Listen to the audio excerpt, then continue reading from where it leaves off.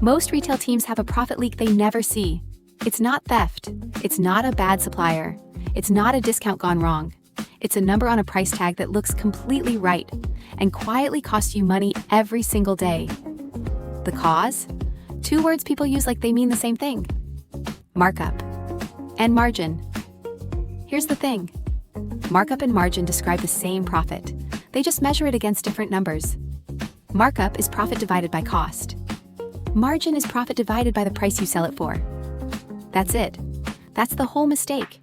If your team aims for a 50% margin, but uses the markup formula by accident, they don't deliver 50%. They deliver 33%. On a $10 million business, that gap is millions. Just gone. Let's walk through it.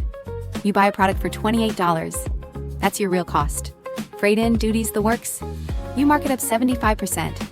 $28 times 1.75 equals $49. Your profit is $21. Now what's your margin?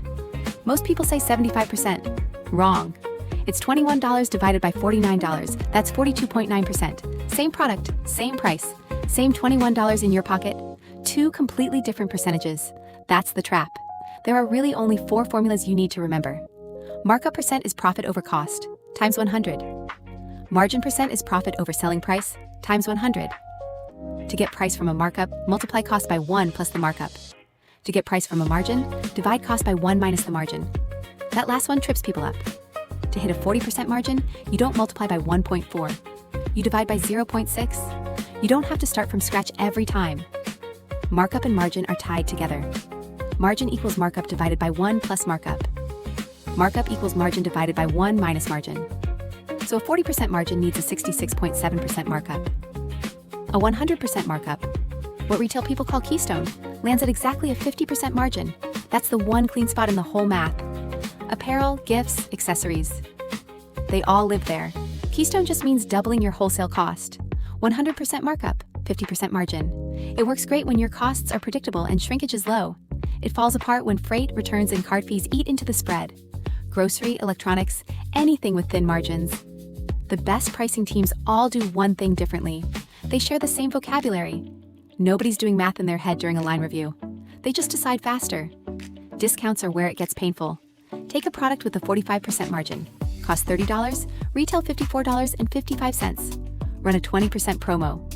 New price, $43.64. Profit drops from $24.55 to $13.64. Margin collapses from 45% to 31.3%.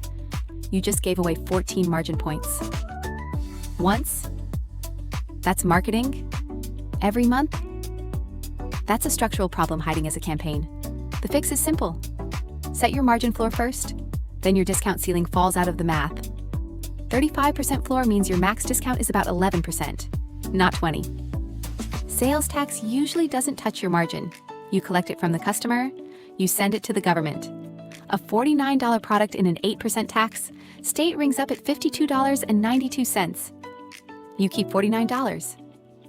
The $3.92 is just passing through. Always use your pre-tax price for the math. Tax only matters in 3 cases.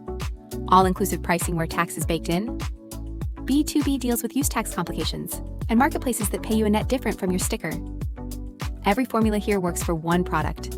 The moment you have a real catalog, hundreds of SKUs, dozens of locations, weekly promos, taxes across jurisdictions, a single row calculator can't see the pattern. It can't tell you which category is dragging your blended margin. It can't tell you which store is quietly eroding your floor. It can't catch the cost creep that holds your markup flat while your real margin shrinks every quarter. The math is solved, the visibility isn't. And that gap, that's where the real profit lives, or quietly disappears.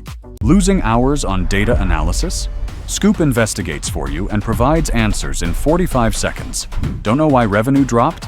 Scoop tests multiple hypotheses and finds the root cause in under a minute. Scoop Analytics is your AI data scientist.